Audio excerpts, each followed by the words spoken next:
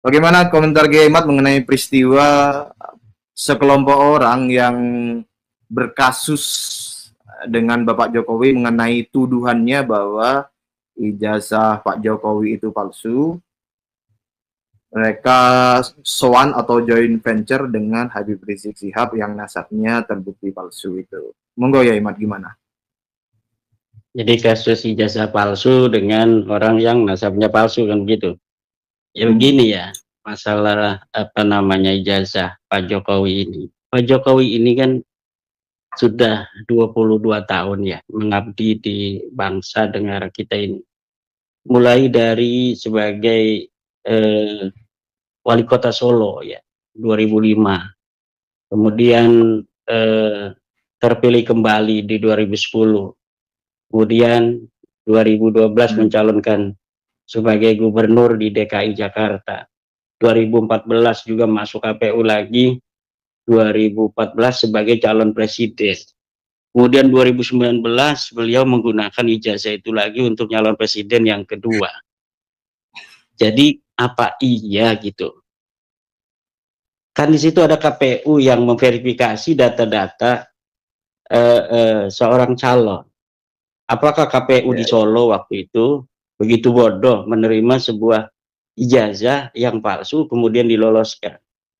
Kemudian kalau misalnya waktu pertama itu palsu, apa iya dalam proses politik selama 5 tahun di mana beliau menjadi seorang wali kota kan tentu ada musuh-musuh politik. Kalaulah itu ijazahnya palsu, sementara dia nyalonnya di Solo, tentu kan banyak teman-temannya di Solo juga. Lah dia dulunya sama saya gitu, tahun 1980 itu dia bersama saya, mancing-mancing aja ndak sekolah atau ndak kuliah. Pasti ada yang begitu tuh. Tapi buktinya beliau bisa untuk nyalon lagi 2010, ya kan? Nah tentu ini secara logika saja, ini sudah jauh lah. Kalau kita mengatakan tentang apa namanya ijazah Pak Jokowi itu palsu atau tidak, jadi sudah tidak relevan, jadi sudah tidak masuk logika publik, ya kan? Kemudian kita lihat bagaimana Pak Jokowi tahun 2005 jadi wali kota. Prestasi-prestasi beliau yang diakui bukan hanya oleh orang Solo. Beliau diakui oleh Bung Hatta Award sebagai apa orang-orang yang apa seorang pemimpin wali kota yang mampu untuk apa memimpin kotanya dengan baik. Juga dari Harian Republika, beliau dinobatkan sebagai tokoh apa namanya pembaruan 2010 oleh Harian Republika. Kemudian bagaimana reformasi birokrasi beliau selama menjadi wali kota Solo itu. Dan prestasi yang paling apa diacungi jempol adalah kasus pemindahan para pedagang kaki lima dari Taman Banjarsari ke Pasar Kelitikan. 900 pedagang PKL itu dengan sukarela bisa untuk direlokasi ke Pasar Kelitikan. Sementara kalau sudah bicara tentang ekonomi, bicara tentang pedagang kaki lima, rakyat kecil, kan ini sangat riskan. Di situ ada sesuatu, banyak jebakan-jebakan oleh seorang politisi untuk bisa dipilih kembali, karena sudah terkait dengan ekonomi masyarakat kecil. Tetapi Pak Jokowi bisa melakukannya tanpa gejolak. Dan dengan apa namanya sukarela, para pedagang-pedagang itu mau direlokasi ke Pasar Kelitikan dari Banjarsari, dari Taman Banjarsari, sehingga kemudian menjadi taman yang indah.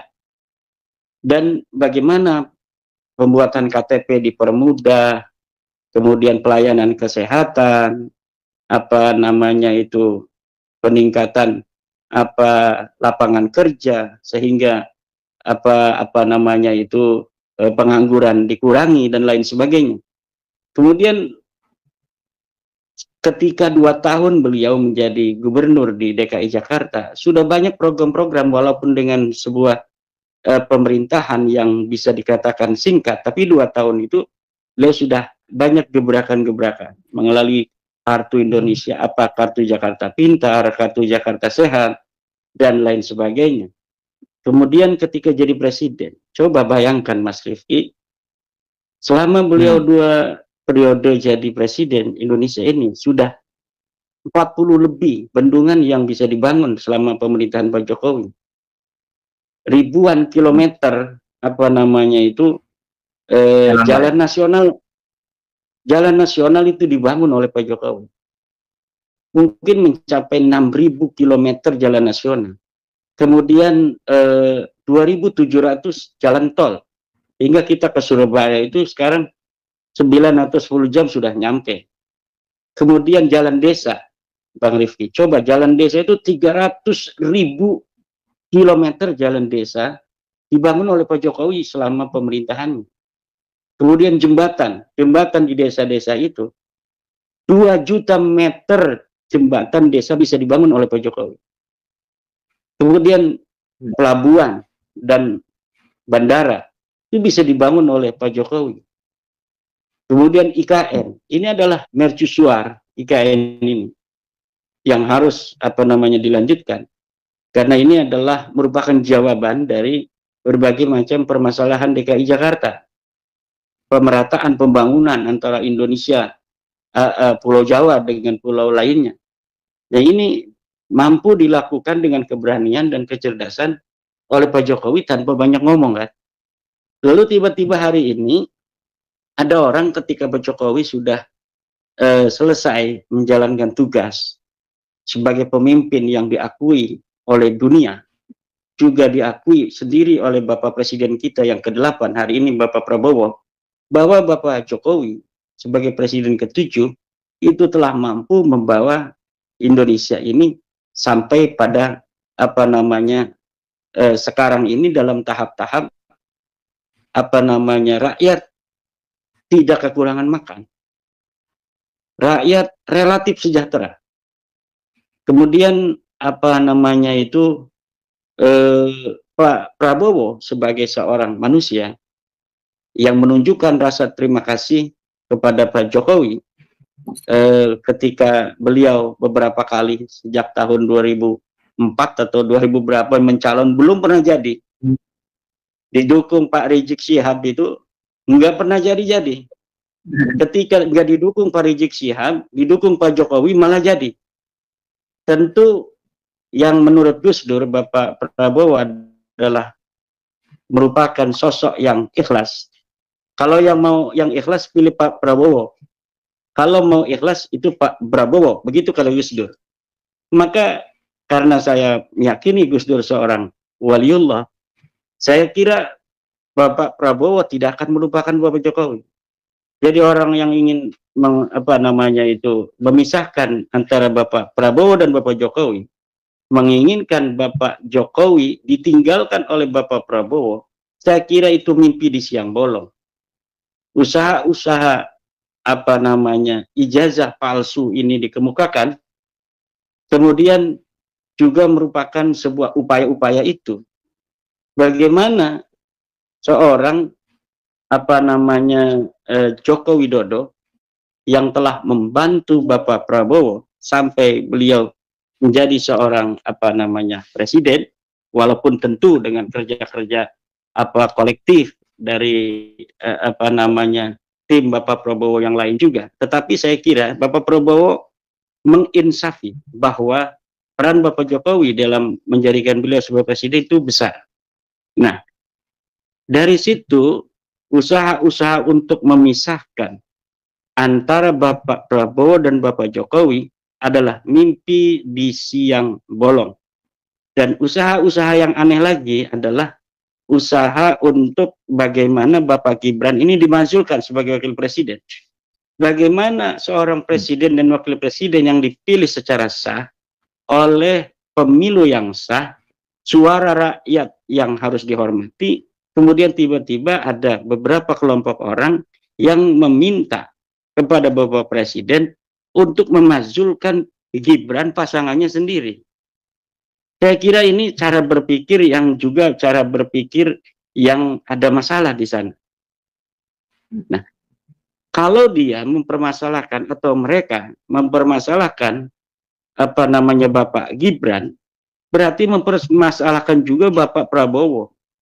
Ketika mempermasalahkan kedudukan Bapak Gibran Rakabuming Raka sebagai wakil presiden yang sah yang dipilih secara demokratis oleh suara rakyat, kemudian dipermasalahkan karena katanya ada sesuatu yang cacat secara secara konstitusi.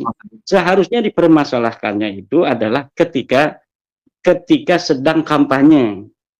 Jangan orang-orang yang sekarang menggugat itu bahkan ikut kampanye mendukung calon lainnya. Dia tidak sama sekali tidak mempermasalahkan tentang legitimasi disahkannya Bapak Gibran sebagai calon wakil presiden. Justru ketika sudah selesai tahapan pemilu itu dan Bapak Gibran ditetapkan sebagai wakil presiden Republik Indonesia, kemudian baru dipermasalahkan dan diusulkan untuk dimajukan. Tentu Bapak Prabowo sebagai orang yang bijaksana, orang yang cerdas dalam politik, orang yang sudah digembleng di kawah candra di muka kehidupan, bahkan beliau sebagai kesatria Indonesia yaitu sebagai tentara, tidak akan mudah untuk ditekan, tidak akan mudah untuk diberikan masukan-masukan yang tidak masuk akal seperti itu.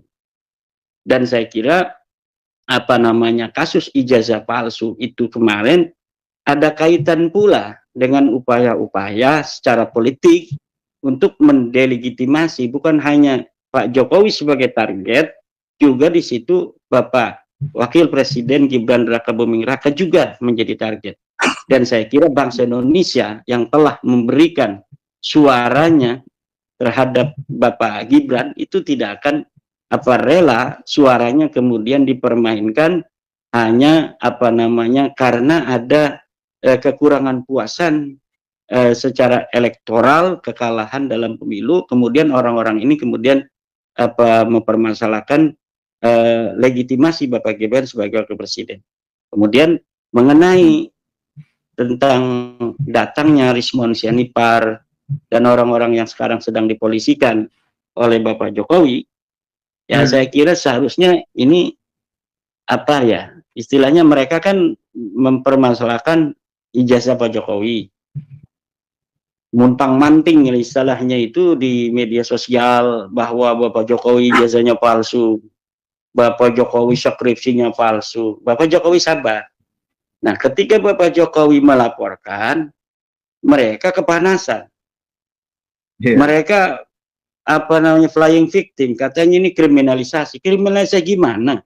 Anda menuduh Bapak Jokowi yang terhormat, yang 20 tahun menjabat sebagai pejabat, bahkan 22 tahun, kemudian dituduh ijazahnya palsu, sedangkan ini negara hukum, ada pasal tentang penyemaran nama baik, penyebaran berita bohong, kemudian dilaporkan oleh Bapak Jokowi, kemudian Anda bilang ini adalah kriminalisasi. Kriminalisasi itu orang yang tidak melakukan tindakan kriminal kemudian dikriminalkan, itu namanya kriminalisasi. Orang yang tidak atau tidak sebagai pengedar narkoba kemudian ditaruh narkoba di mobilnya atau di rumahnya kemudian dituduh sebagai pengedar narkoba, itu namanya kriminalisasi.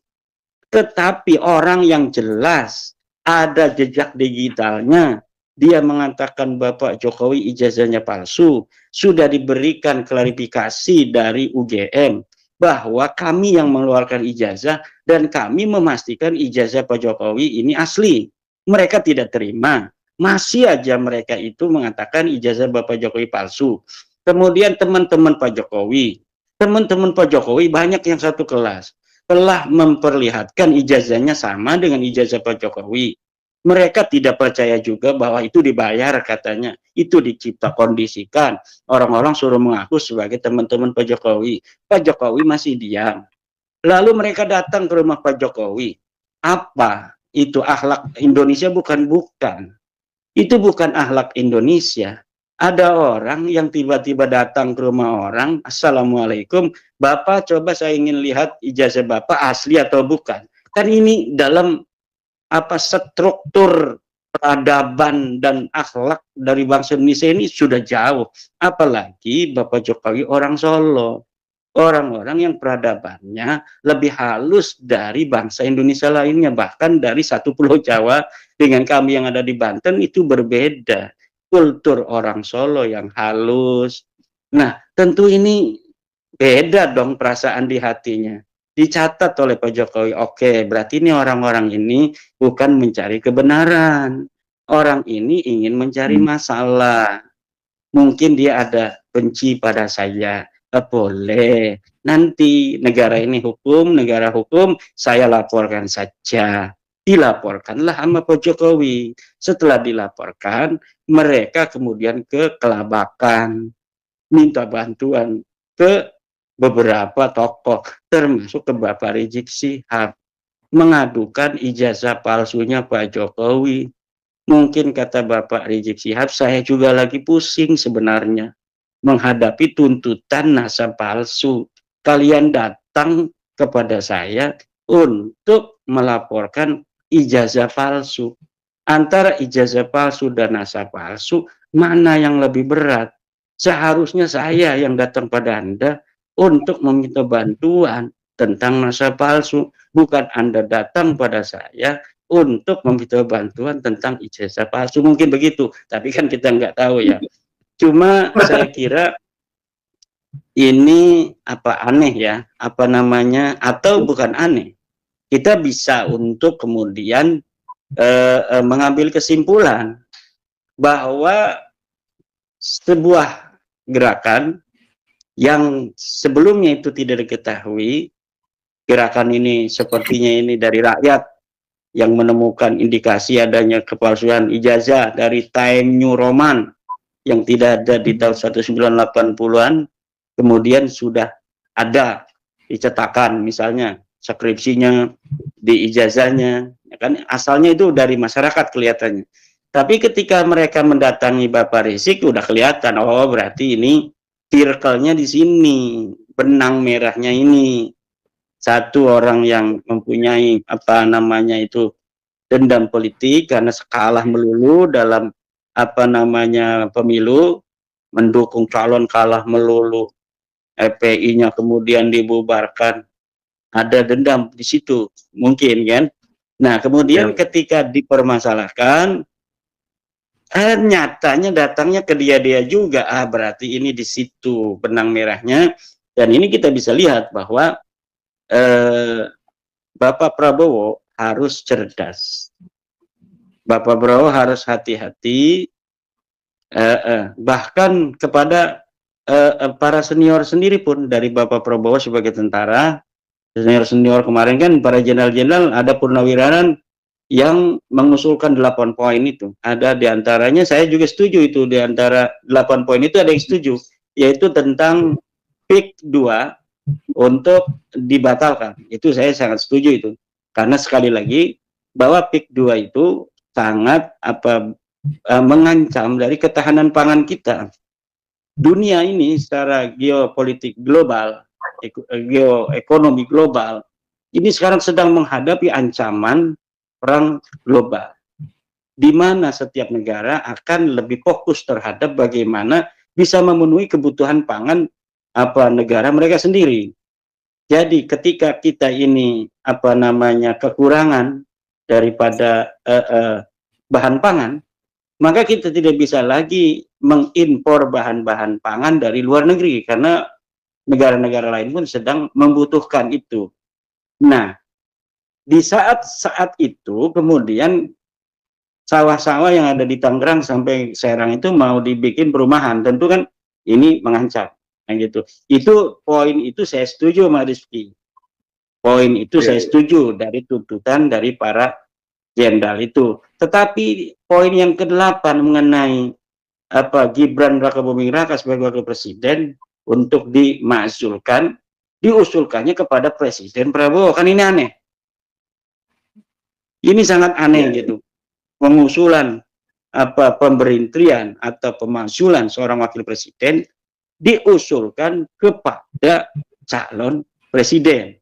Ini tidak masuk akal. Nah, saya kira ini Bapak Prabowo akan sangat mempertimbangkan dari podcast kita malam hari ini, saya yakin ini bahwa Amin.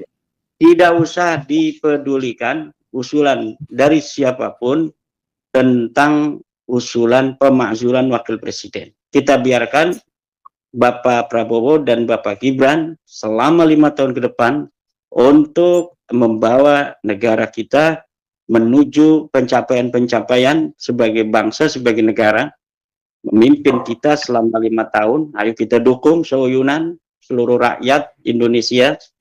Dan mengenai usulan-usulan dari kelompok-kelompok, diabaikan saja apabila itu melanggar konstitusi, karena usulan semacam itu tentu yang tidak sesuai dengan konstitusi kita dan mencederai, melukai pilihan masyarakat yang telah dengan sukarela pada saat pemilu menggunakan hak demokratis mereka sebagai warga negara Republik Indonesia. Nah, ini harus kita hormati, ini suara-suara rakyat, suara masyarakat. Nah, kemudian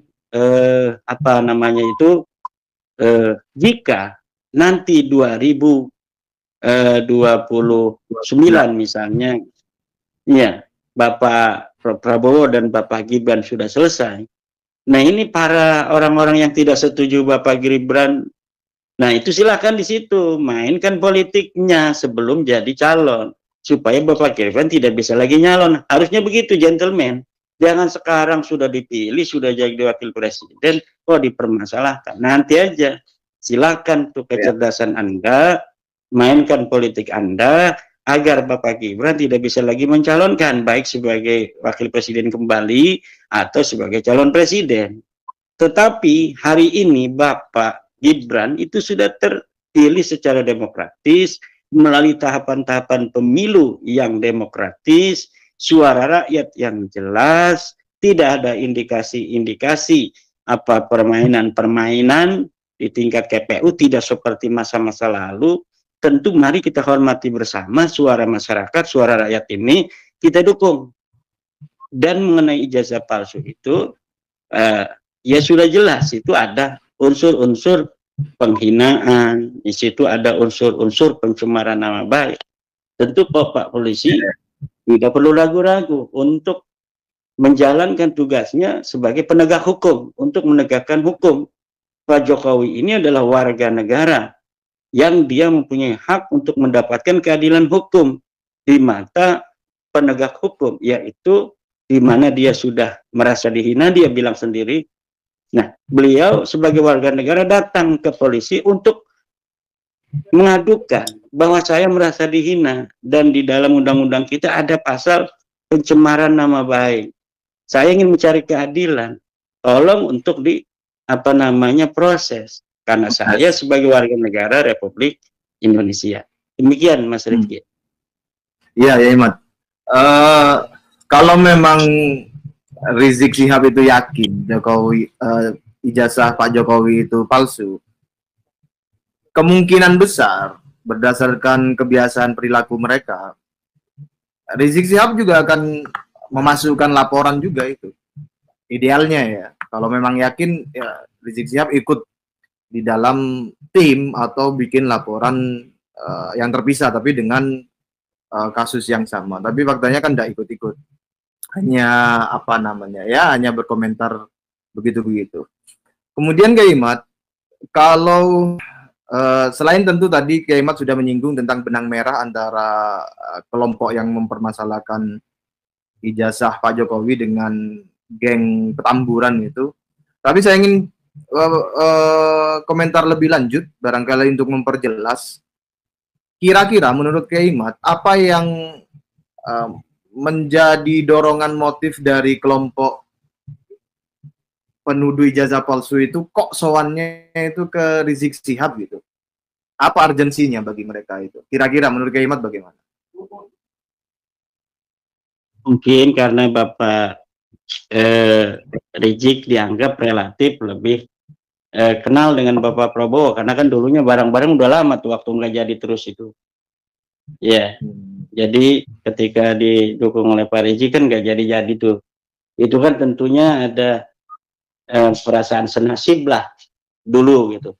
Nah, kemudian Bapak Prabowo mungkin kan mikir, oh waktu didukung Pak Rizik saya nggak jadi-jadi, oh didukung Pak Jokowi langsung jadi, ya kan begitu. Nah berarti ini ada sesuatu nih, kehebatan dari Bapak Jokowi atau apa namanya kesialan daripada Bapak Rizik dan kelompoknya, kan gitu. Nah tapi tentu ada apa namanya itu sisa-sisa hubungan itu dianggapnya kan, nggak mungkin orang kok bisa melupakan semuanya. Nah dari situlah potensi masih adanya hubungan itu, mereka datang dengan harapan bisa untuk apa namanya membantu mereka agar tidak bisa dijerat oleh kasus hukum yang mereka hadapi dari laporan Bapak Jokowi. Demikian. Kalau atau mungkin Pak Rismon Sianipar CS ini ingin supaya Pak Rizik turun ke jalan kembali, turun ke jalan membawa massa demo di depan apa Mabes Polri bahwa jangan kriminalisasi ulama kita, Syekh Rismon Sianipar. Ini kriminalisasi ulama, saudara. Ah ini mungkin inginnya begitu mungkin Pak Rismon Sianipar. Kan timnya juga tim pembela ulama di situ. Tim pembela ulama dan aktivis. Kenapa harus ada ulama? Kan seksi kalau ulama untuk membakar emosi masyarakat apa sumbu pendek itu. Kalau hanya tim pembela aktivis itu kan nggak keren. Tapi kalau ada tim pembela ulama itu agak keren. Makanya seorang Rizal Fadilah yang suka caci maki itu apa kemudian sekarang pakai peci haji. Karena kalau misalnya Roy Suryo kan jadi lucu kalau dia pakai peci haji kan. Namanya Roy Suryo, misalnya Kiai Haji Roy Suryo. Jadi kan nggak lucu. Tapi kalau Pak Rizal Fadilah kan dari namanya masih ada bau-bau Arab tuh.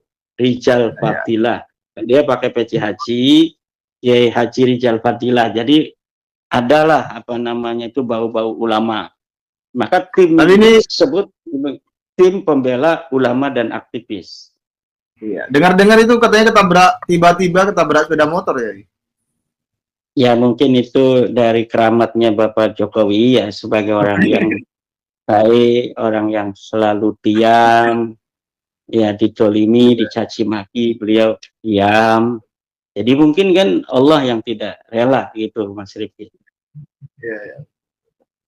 Baik, terima kasih ya Imad. Ini saya memperhatikan dari komen-komentar yang hadir, belum ada pertanyaan mengenai topik-topik kita, tapi saya baca teman-teman ya, mohon maklumnya tidak saya bacakan karena waktunya sudah 1 jam.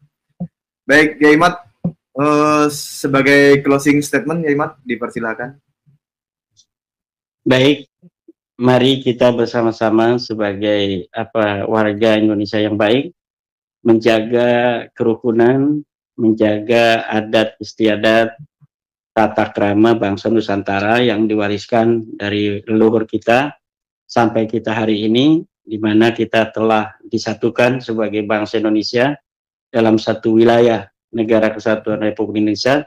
Kita memiliki nasib yang sama, nasib sebagai bangsa yang pernah dijajah, kemudian kita tumbuh menjadi pribadi-pribadi yang kuat, dan kita berjanji, bertekad untuk tidak bisa lagi kita dan anak cucu kita ke depan menjadi bangsa-bangsa yang dijajah seperti dulu daripada leluhur-leluhur kita selama beberapa ratus tahun. Dan tentu kita sebagai bangsa Indonesia harus belajar dari sejarah bagaimana dulu leluhur kita sebelum dijajah menjadi bangsa yang besar, kerajaan-kerajaan yang diakui dunia. Penulis-penulis Portugis itu mencatat bahwa kapal-kapal bangsa Nusantara itu lebih besar daripada kapal-kapal bangsa Eropa. Kemudian jiwa-jiwa yang penuh ketulusan, kata-kata yang sopan santun yang diwariskan, kemudian izzah, harga diri yang diwariskan juga, di mana dulu kita dicatat oleh bangsa-bangsa Portugis dalam Summa Oriental dan lain sebagainya bahwa bangsa kita memiliki jiwa kepedean, jiwa yang penuh dengan kebanggaan sebagai bangsa Nusantara. Dimana kalau ada orang asing datang ke Nusantara, itu mereka harus berjalan lebih rendah daripada bangsa Nusantara sendiri. Dan kalau mereka merasa lebih tinggi, maka ini akan dihajar bahkan sampai dibunuh oleh bangsa Nusantara. Nah, kemudian menghormati pemimpin, menghargai yang lebih tua, itu juga diajarkan oleh bangsa kita, diajarkan oleh leluhur-leluhur kita. Oleh karena itu, bagaimana sekarang kita dalam